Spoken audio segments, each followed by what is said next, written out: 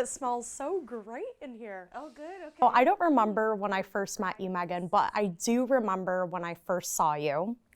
And I think I was a senior in high school at Okemos High School. And because Okemos High School was in the East Lansing area, I always went to Michigan State to kind of, check out what was going on. And I had some friends that said, hey, Brenda, check out the Asian Pacific American Student Organization. We have this general body meeting where people come gather. It's very social. There's often food, drinks. And I said, you had me at food, but I'll show up. And I remember it was like in this room, actually, that I saw you. So I met you at APASO's pageant, which is the Asian Pacific American Student Organization. I was the advisor. And that event was an opportunity for students within APASO and their affiliate organizations to just celebrate Asian American identity through awareness, through talent. And I saw you. I think I was representing the Chinese Student Coalition. Oh, really? But, yeah, I'm part Chinese, part Vietnamese. I didn't know that. Oh, my gosh. Look, I was like, however I can get into this pageant, however they'll take me, sign me up. So, and you ended up winning.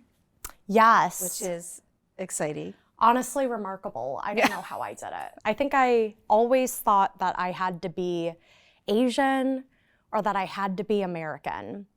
I don't think I ever realized that I could be both. And for the first time in my life, when I went to Michigan State University and saw you and people from this Asian Pacific American community, I thought, oh my gosh, like I'm not alone and we can be cool. We can be kings and queens in this pageant and rock on. Like I want to be a part of that. So what drew you to APASO and what made you, more importantly, stay with APASO? Because you were an e-board member for several years. I think freshman year, I was an affiliate. So just like a member attending Asian Pacific American Student Organization events. And I thought, wow, this is really cool. Like I want to build a home here. And a lot of the people that I've met, like I want to be in touch with them. I want to be around them. This is great. I think that was also around the time when I was really establishing who I was as a person, my identity as an Asian American, as a college student, as the daughter of, my parents and as a college, all the things. And I thought, how can I get more involved in an advocacy way, but also in a programming way too?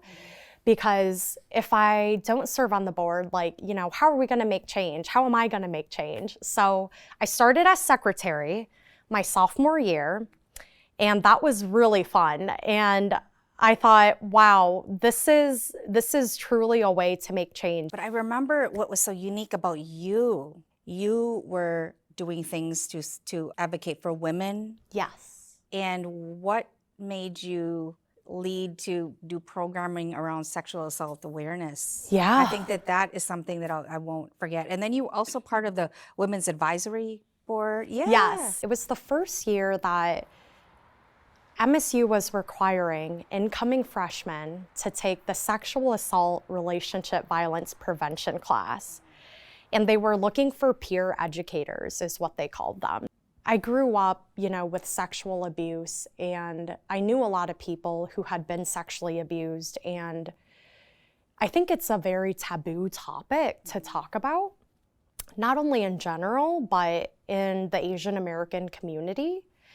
And I'm passionate about this. Like, I have this opportunity to connect with other students who, might be going through the same things as me. And now I get to help them know that they're not alone. And I thought that that was so important. And I really wanted to destigmatize that in the Asian American community here, because it's a tough topic to talk about, period. So women empowerment was super important to me. My mom is a strong, beautiful, independent woman. She inspires me every day. That's why I wanted to, share my story and also advocate and get into activism, not only for communities of color, but also for survivors. Yeah. Well, I loved how your programming supported the Asian American community, but it was also topics that were very universal. It was really important and very eye-opening when you did that. Watch One Detroit, Thursday at 7:30 p.m. You can find more at onedetroitpbs.org or subscribe to our social media channels and sign up for our One Detroit newsletter.